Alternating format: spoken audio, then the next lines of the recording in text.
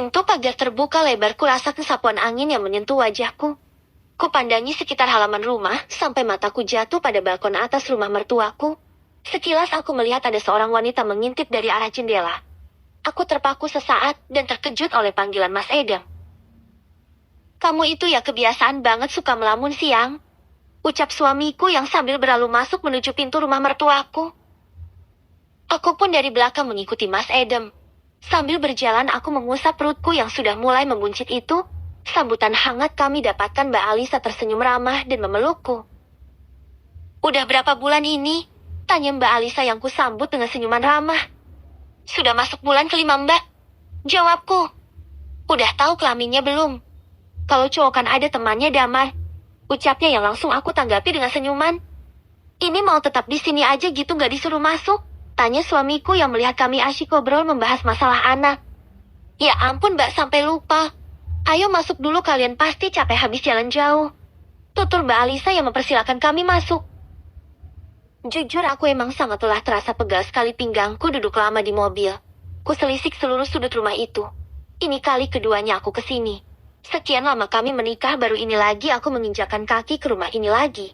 Bagiku ada sedikit perubahan di rumah ini. Kalau dulu suasananya biasa saja, tapi beda sekarang, suasananya agak sedikit suram dan horor. "Anita kapan kesini, Mbak?"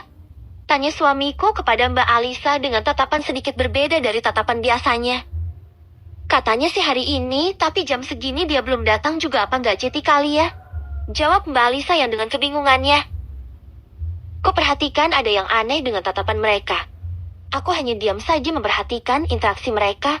Sambil sesekali aku melirik lukisan besar gambar seorang wanita cantik, yang aku rasa baru ada sekarang karena dulu waktu aku kesini 4 tahun yang lalu belum ada.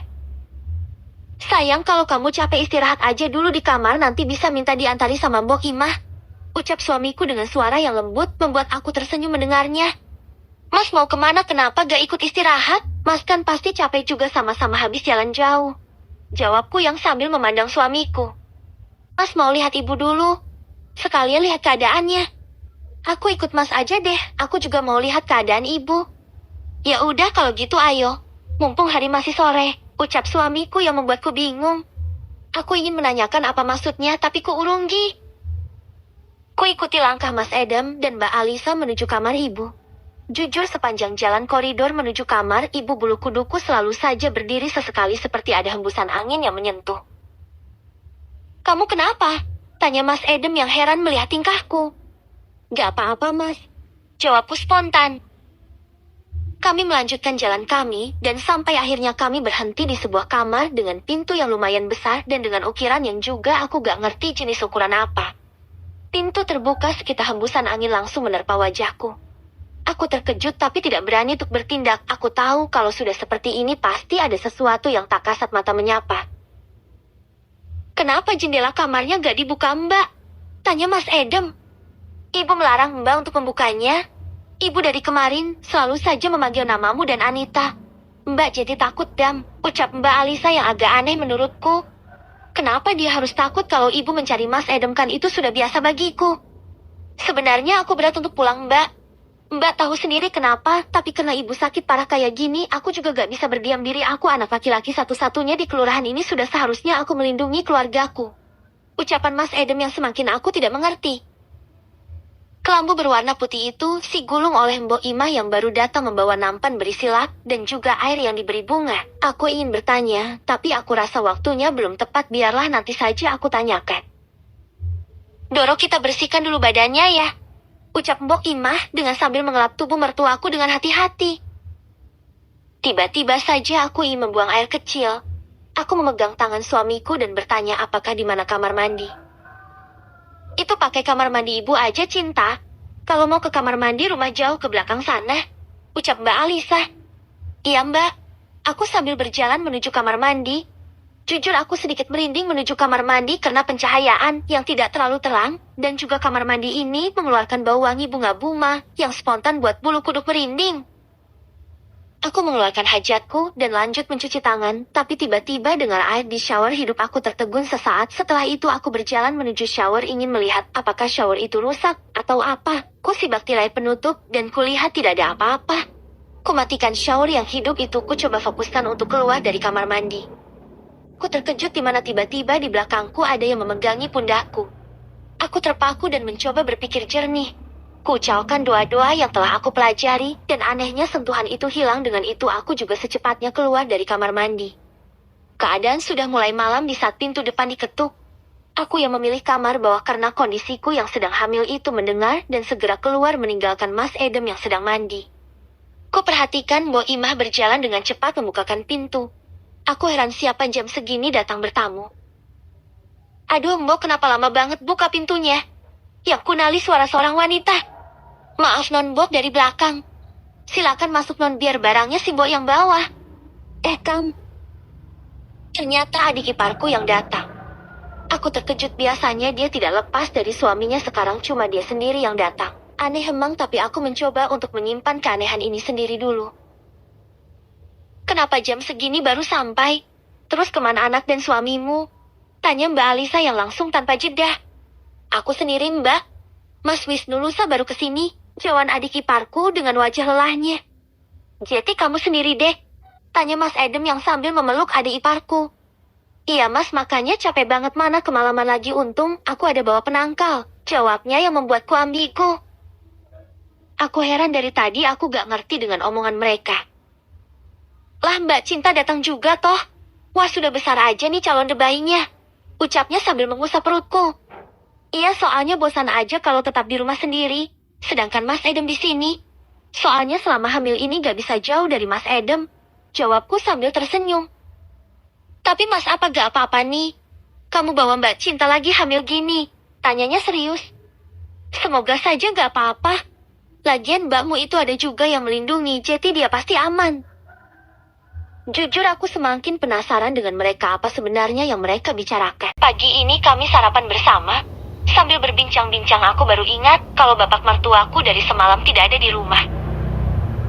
Kok dari semalam aku gak lihat bapak? Iya Mas. Emangnya bapak kemana? Tanyaku sambil memasukkan makanan ke mulutku. Bapak lagi pergi cari orang untuk obatin ibu. Mungkin hari ini bapak pulang, jawab Mbak Alisa. Oh, jawabku singkat. Kami makan dengan hikmat. Hanya sesekali kami mengobrol. Habis sarapan kami memutuskan berkumpul ke ruang tengah rumah ini yang kata mereka biasa dipakai untuk berkumpulnya keluarga. Kami akan membahas masalah penyakit ibu yang tiba-tiba ini. Aku hanya menyimak tanpa ikut berkomentar ya, karena aku tidak ngerti apa yang mereka bicarakan. Sekilas aku memandang lukisan besar yang ada di situ. Itu lukisan yang kemarin aku lihat. Mas, itu lukisan siapa? Kok cantik banget ya? Tapi sedikit aneh, tanyaku yang berhasil membuat mereka berpaling menatapku. Itu lukisan ibu yang punya. Sengaja disimpan di situ. Emang kenapa? Tanya balik Mas Edem padaku. Gak kok Mas, aku cuma tanya aja. Soalnya lukisannya kemarin aku lihat sekilas kayak hidup gitu. Jawabku spontan yang ditanggapi serius oleh mereka. Keadaan seketika menjadi hening. Aku merasa dari tadi lukisan itu menatapku tajam tanpa henti. Aku emang mempunyai kemampuan yang tidak dimiliki orang lain. Aku bisa berkomunikasi, melihat sosok yang tak kasat mata, dan juga bisa merasakan apakah itu bahaya atau tidak. Aku emang selalu dilindungi Hodam, pendampingku yang selalu setia menjagaku kemanapun aku pergi. Dan aku juga bisa berkomunikasi dengannya. Dari semalam, aku sudah merasa kalau di rumah ini ada yang tidak beres. Tapi aku biarkan saja dulu, nanti aku omongin ke Mas Edem. Sayang, kamu kenapa melamun lagi sih? Jangan keseringan melamun ya, nanti kamu kenapa-napa. Ucap suamiku yang bisa membuat aku yakin kalau emang ada yang tidak beres. Mas, Mbak, dan Anita, aku sebenarnya ada yang ingin aku tanyakan. Tapi aku harap kalian jawab aku dengan jujur. Kamu mau tanya apa? Tanya aja, kalau bisa kami jawab, pasti kami jawab. Jawab Mbak Alisa. Dari kemarin aku datang dan sampai hari ini aku merasa ada yang aneh di rumah ini. Terutama lukisan itu. Aku rasa lukisan itu mengandung energi negatif. Maksud Mbak Cinta? Tanya Anita, adik iparku. Sebenarnya ada sesuatu yang tidak bisa kami jelaskan secara detail. Tapi intinya ada sesuatu hal yang mungkin bisa berbahaya bagi kita semua kalau kita biarkan begitu saja. Jawab Mbak Alisa yang menjelaskan padaku. Mungkin aku bisa membantu Mbak. Jujur selama 2 kali aku keguguran, aku rasa ada sangkut pautnya dengan ini. Maksud kamu? Tanya Mas Edem serius. Belum sempat aku menjawab, tiba-tiba suara Mbok Imah berlari menghampiri kami dengan wajah yang pucat dan nafas yang ngos-ngosan. "Maaf, Non. Eden ke satu. Ibu," ucapnya Mbok Imah terbata-bata. "Kenapa Mbok bicara yang benar, Dang?" sela Anita.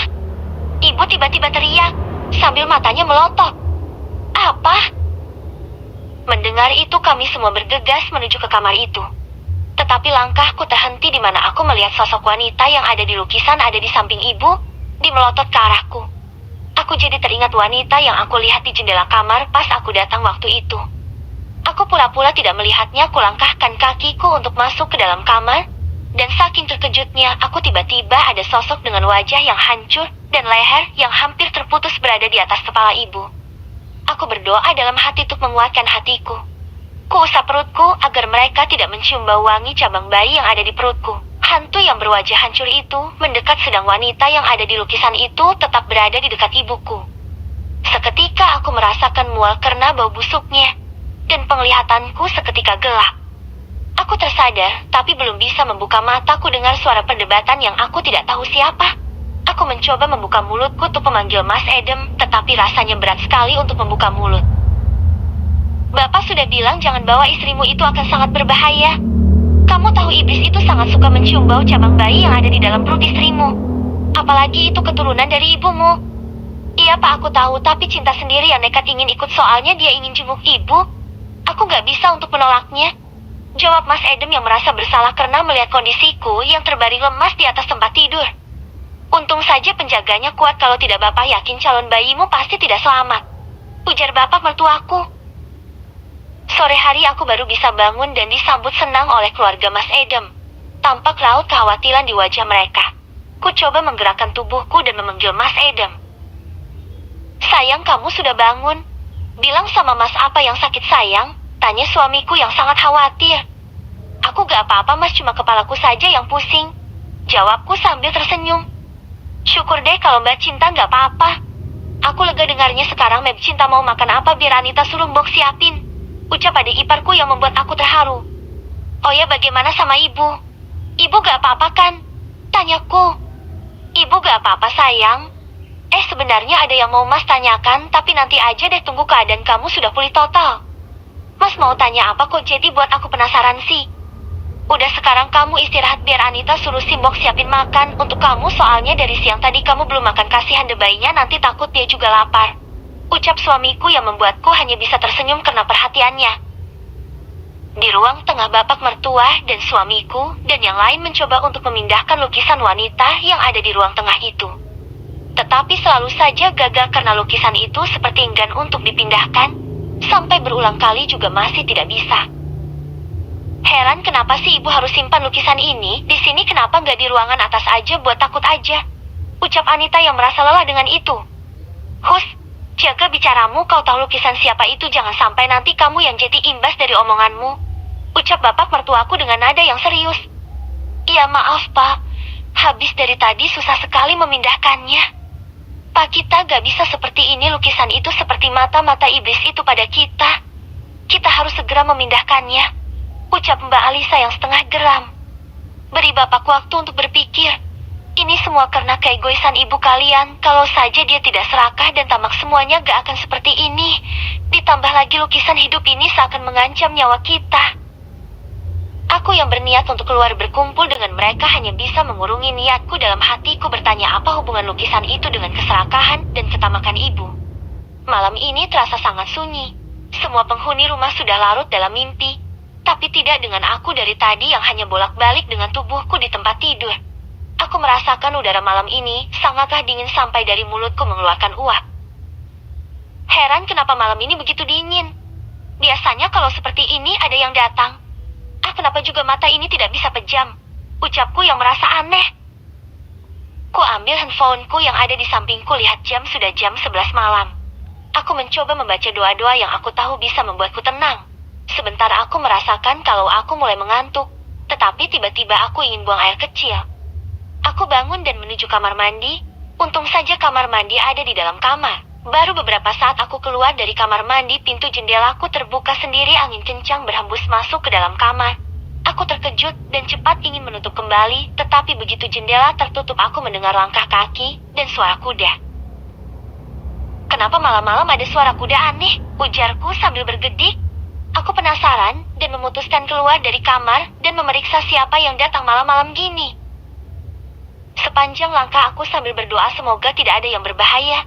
Baru aku ingin menyibak tirai depan, tiba-tiba aku dengar suara benda jatuh di arah belakang. Aku coba mencari yang arahnya menuju ruangan di belakang rumah yang digembok, dan anehnya daun pintu itu berukir gambar kuda dan wanita yang menunduk. Perasaan dari kemarin aku baru lihat ruangan ini. Kulangkahkan kakiku perlahan, sekilas aku mendengar suara meraung binatang. Aku terdiam sesaat, lanjut aku melangkahkan kaki. Aku sudah berdiri di depan pintu yang ada di lorong paling ujung bagian belakang rumah ini.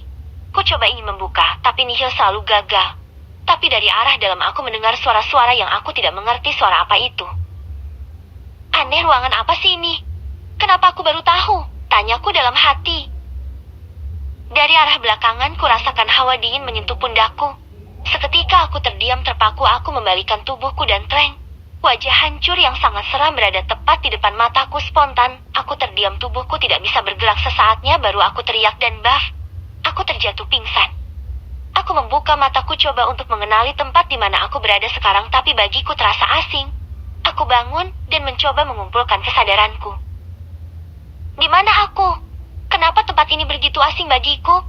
Ruangan apa ini? Bau apa ini? Kenapa menyengat sekali? Ucapku sambil berjalan untuk mencari sumber wangi itu. Aku berhenti sejenak, ku dengar begitu ramai suara orang berteriak, menjerit kesakitan dan juga minta tolong. Aku terus berjalan sampai aku jumpai ruangan lain di dalam ruangan itu yang berwarna merah. Alangkah terkejutnya aku melihat kalau wanita yang ada di lukisan itu sedang menyantap hati manusia. Aku yang melihat merasa mual. Apa itu? Ku dengar langkah kaki, spontan aku mencari tempat untuk bersembunyi. Kulihat ibu mertuaku datang sambil membawa seorang wanita yang aku tidak kenal. Itu siapa? Kenapa ibu ada di sini? Ibu kan lagi sakit, tapi kenapa sekarang terlihat sehat? Dari persembunyian aku mendengar obrolan yang membuat aku terkejut. Bagaimana Fatma, apa kau sudah siapkan keturunmu untuk tumbal pertamamu di bulan purnama ini? Tanya sang wanita yang ada di lukisan itu. Semuanya sudah siap, Nyai Ratu. Amida anak wanita pertama hamba Nyai Ratu, jawab mertuaku sambil duduk menyembah. Bagus Fatma, kau memang pengikutku yang paling setia. Dengan kau tumbalkan anakmu, kecantikan dan kekayaanmu akan jauh lebih bertambah dari sekarang. Terima kasih Nyai Ratu. Ini yang hamba harapankan. Hamba akan menjadi cantik dan kaya raya. Tidak akan ada lagi yang akan menghina hamba. Bagus. Tapi kau harus ingin ini akan berlangsung setiap 3 kali bulan purnama. Aku ingin setelah 3 kali purnama. Setelah ini kau harus menyerahkan anakmu lagi Fatma. Baik Nyai Ratu. Semuanya akan hamba siapkan. Aku sangat terkejut dan tidak menyangka jeti ini jawaban dari keanehan yang aku alami.